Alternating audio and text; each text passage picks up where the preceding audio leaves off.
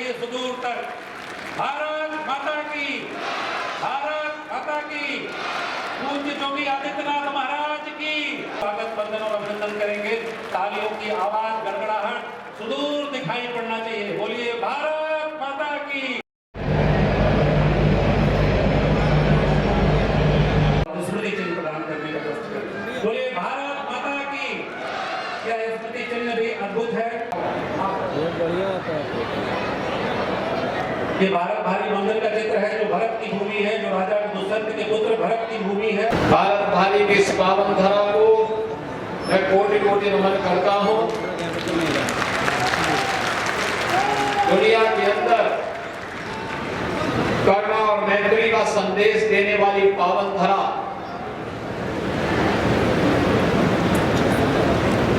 राजकुमार सिद्धार्थ, जिनके नाम पर ही सिद्धार्थनगर जनपद पड़ा है,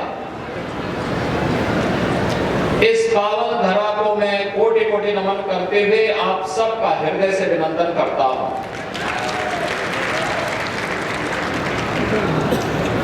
वासंती नवरात्रि की आज सप्तमी तिथि,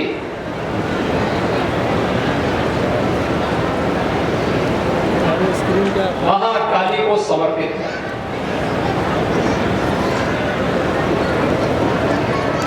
सनातन धर्म की परंपरा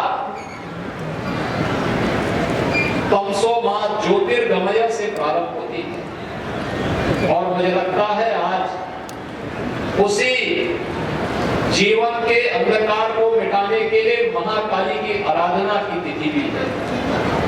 और इस अवसर पर इस भारत भारी में डुमरियागंज विधानसभा क्षेत्र में गुरु गोरखनाथ ज्ञान अष्टमी का लोकार्पण का कार्यक्रम हो रहा है।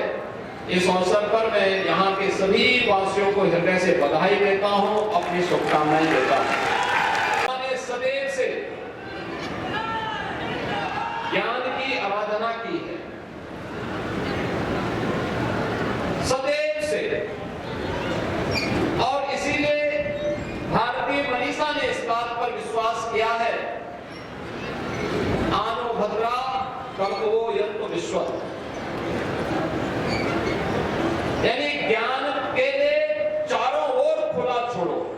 जहां से भी ज्ञान की धारा आप तक पहुंच सकती है, उसका स्वागत होना चाहिए, उसका अभिनंदन होना चाहिए, क्योंकि वही जीवन में हमारे लिए प्रगति के अनेक मार्ग प्रशस्त कर सकता है।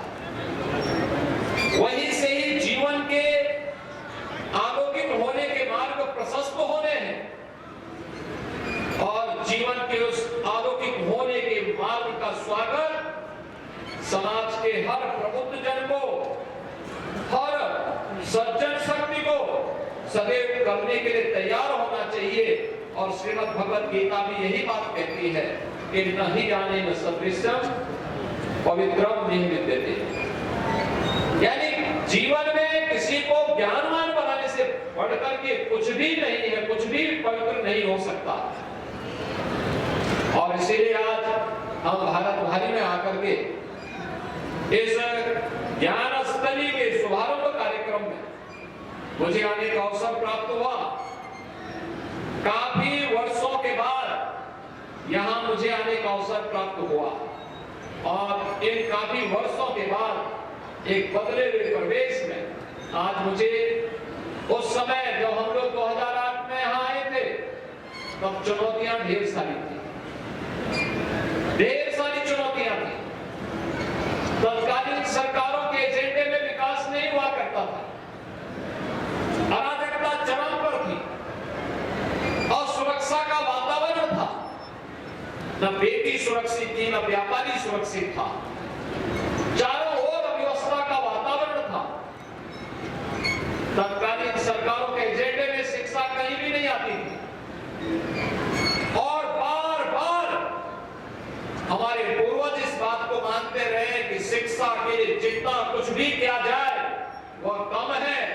और आज हम इस बात को कह सकते हैं कि शिक्षा में किया जाने वाला कोई भी निवेश और शिक्षा पर किया जाने वाला कोई भी खर्च कभी व्यर्थ नहीं जा सकता है, वो सदैव आपके जीवन में कुछ न कुछ अच्छा करके दिखाएगा।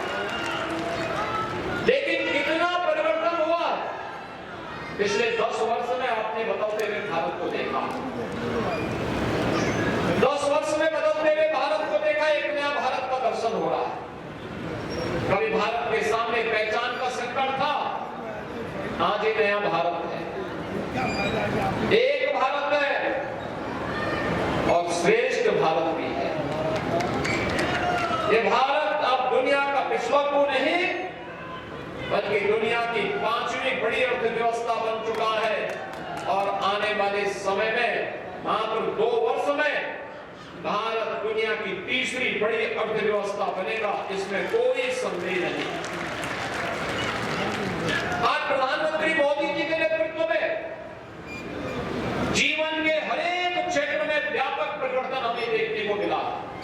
क्या वह शिक्षा का हो, क्या वह स्वास्थ्य का हो, क्या वह रोजगार का हो, क्या वह निवेश का हो, विरासत और विकास एक नए पहचान के रूप में पूरे देश को आगे बढ़ाने का कार्य कर रहा है।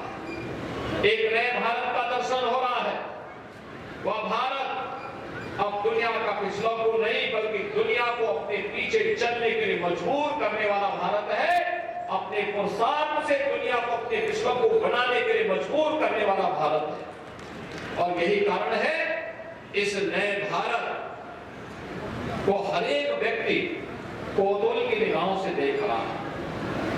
दुनिया में कहीं नहीं हुआ होगा जब पूरा देश एक स्वर में अपने नेतृत्व के साथ खड़ा होकर के बोलता है, तब 500 वर्षों की दास्ता की बेड़ियां टूटती हैं और अयोध्या में राम जन्मभूमि फिर से भव्य स्वरूप देखा हुआ है।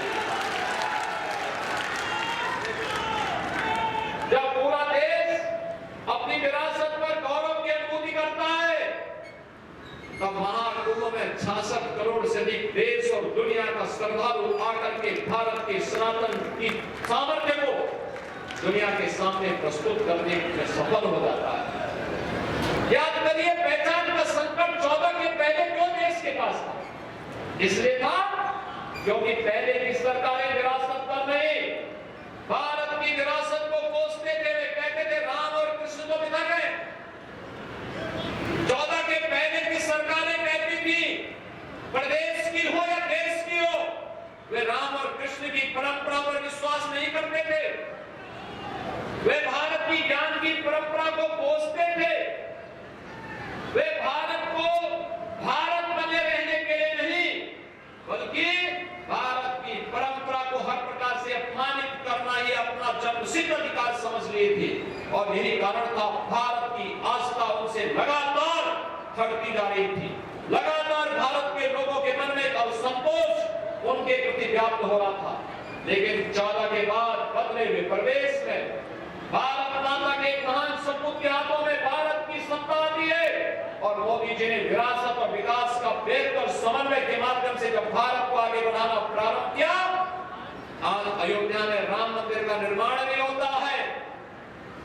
काशी में काशी विश्वनाथ का भव्य स्वरूप भी देखने को मिलता है। प्रयागराज में महाकुंभ के दर्शन देश और दुनिया को होते हैं। मथुरा वृंदावन सज और संवर रही है। हर मठ और मंदिर में एक नई और सबको दिखाई दे रही है, एक नए उज्जवल भविष्य की ओर, आशा भरी निगाहों की ओर विरासत की परंपरा हम सबको पूरे देश के अंदर नजर आ रही है। बहनों और भाइयों, अपनी उसी विरासत को आगे बढ़ाने के क्रम में भारत की ज्ञान की इस परंपरा के बारे में अगर जाना है तो हमें वेदों को देखना होगा। उपनिषद ज्ञान के भाव भंडार है। दुनिया अभी तक जहां पहुंच नहीं पाई है, विज्ञान जहां पहुंच नहीं पाया है, वहां पर उपनिषद उनका मार्गदर्शन कर सकते हैं। कभी हम उसका अवलोकन तो करें, देखें तो, उसमें शोध को आगे बढ़ाएं तो आज उस पर कार्य किए जाने की आवश्यकता है। लेकिन ज्ञान की समृद्ध परंपरा के लिए भी प्री प्राइमरी से लेकर के उच्च शिक्षा तक आज जो राष्ट्रीय शिक्षा दुनिया कोरोना से अस्त व्यस्त थी, लोग अपने बचाव कर रहे थे, तब कोरोना प्रबंधन के साथ साथ प्रधानमंत्री मोदी जी के नेतृत्व में एक राष्ट्रीय शिक्षा नीति देश के अंदर लागू की जा रही थी और राष्ट्रीय शिक्षा नीति को प्रभावी ढंग से लागू करने का परिणाम है कि अब प्राइमरी से लेकर के उच्च शिक्षा तक भारत की मातृभूमि में शिक्षा मिलना प्रारंभ हुआ है। भारत की विभिन्न विधाओं के बारे में लोग जानकारी ले सकते हैं, भारत की प्राचीन परंपराओं की जानकारी ले सकते हैं, और क्या वह इंजीनियरिंग का क्षेत्र हो, चाहे वह मेडिकल का क्षेत्र हो, चाहे वह तकनीक के किसी भी फील्ड में हो, विज्ञान का हो, प्रौद्योगिकी का हो या फिर मानविकी का, प्रत्येक क्षेत्र में आगे बढ़ने की अथाह संभावनाओं को आगे बढ़ाने का कार्य हो रहा है। भारत भारी की परंपरा के अनुरूप वासंतीय नवरात्रि के इस अवसर पर यहां पर प्रारंभ हो रहा है शिक्षा का केंद्र, एक बड़े शिक्षण संस्थान के रूप में इस पूरे क्षेत्र को आलोकित करने का कार्य करेगा। इस विश्वास के साथ मैं गुरु गोरखनाथ ज्ञान स्थली के शुभारंभ के अवसर पर विद्यालय प्रबंध समिति के सभी पदाधिकारियों को हृदय से बधाई देता हूं। आप सभी को रामनवमी की हृदय से बधाई देता हूं। मंगल में शुभकामनाएं आप सबके प्रति व्यक्त करते हुए अपनी वाणी को विराम देता हूं। धन्यवाद। जय हिंद।